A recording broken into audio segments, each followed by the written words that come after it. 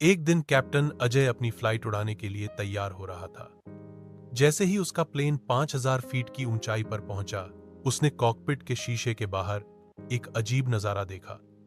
एक विशाल बाज उसके प्लेन के साथ साथ उड़ रहा था। कैप्टन चौंक गया।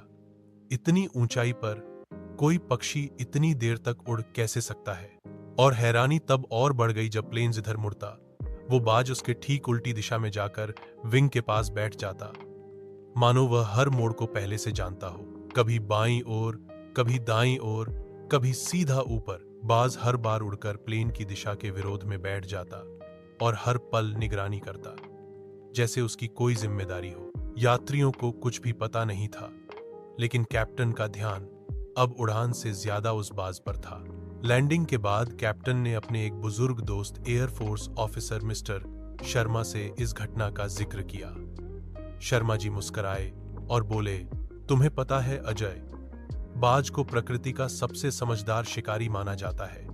वो हवा की दिशा, ऊर्जा की तरंगे और इंसानी हलचलों को मीलों दूर से भांप सकता है। शायद उस दिन वो बाज तुम्हारी फ्लाइट की सुरक्षा कर रहा था, या शायद तुम्हें कुछ सिखाने आया था। अजय ने पूछा, क्या सिखाने?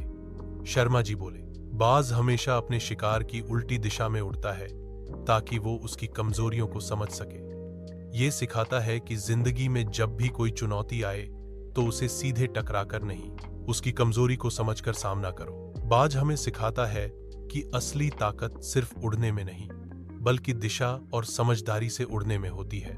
उस दिन के बाद अजय जब भी उड़ान भरता, मन ही मन वो बाज को धन्यवाद देता, उस अनदेखे मार्गदर्शक को जिसने उसे जिंदगी की